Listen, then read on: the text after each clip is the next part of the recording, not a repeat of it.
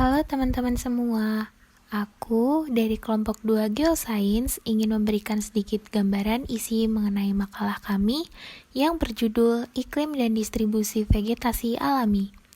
Anggota kelompok kami yaitu saya sendiri, Tasya, Azril, Brian, Johannes, Siva, Davinka, Iqbal, Sapaat, dan Hairani. Menurut WMO, iklim adalah nilai yang terdapat pada unsur cuaca dan dirata-ratakan selama 30 tahun terakhir, serta menggambarkan sifat dari atmosfer. Iklim adalah paduan perubahan dari unsur cuaca dalam jangka panjang di suatu wilayah.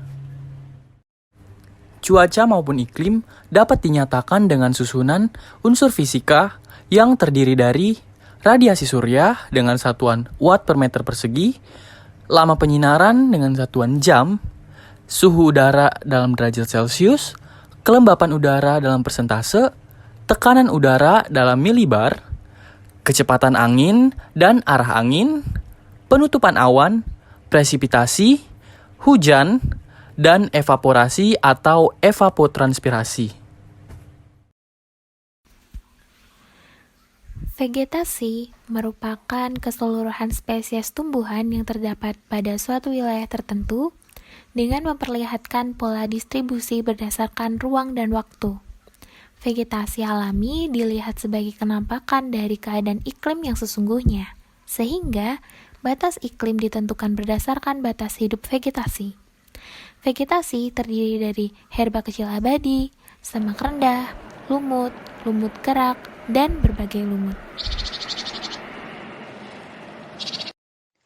Distribusi vegetasi alami yang pertama adalah vegetasi hutan hujan tropis.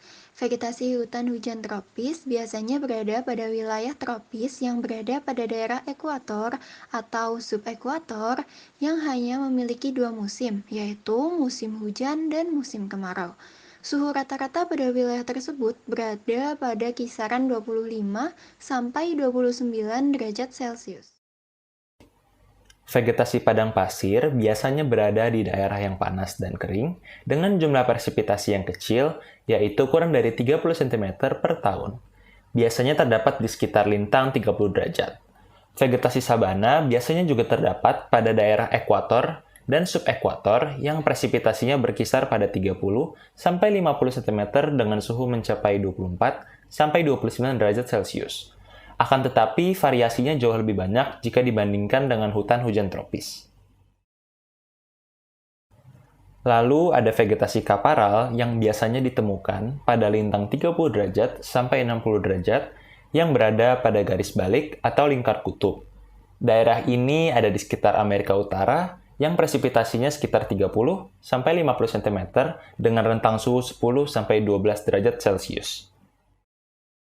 Vegetasi temperate grassland memiliki ketimpangan musim yang cukup jauh, di mana kering pada musim panas dan basah pada musim dingin.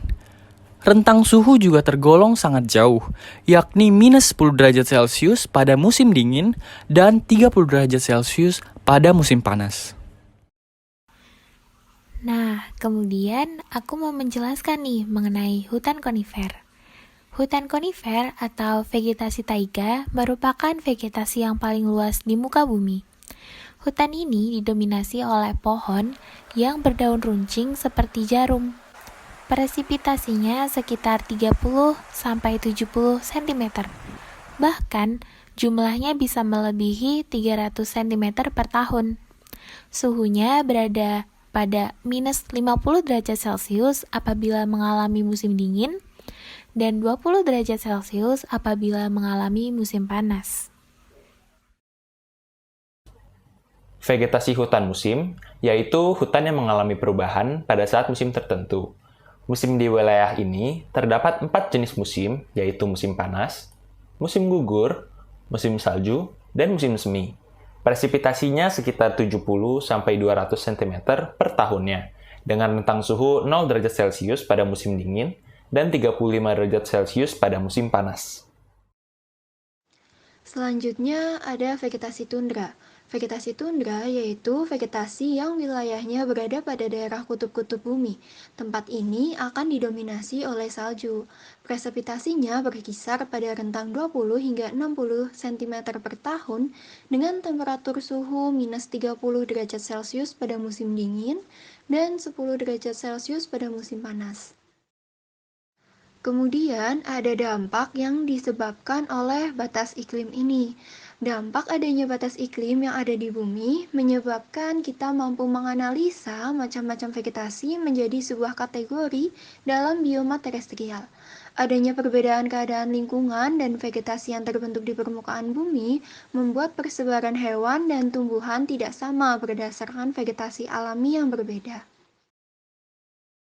Batas iklim bersesuaian dengan vegetasi alami, sebab vegetasi tersebut terbentuk melalui sebuah klasifikasi berdasarkan ciri-ciri secara morfologis dan korologis.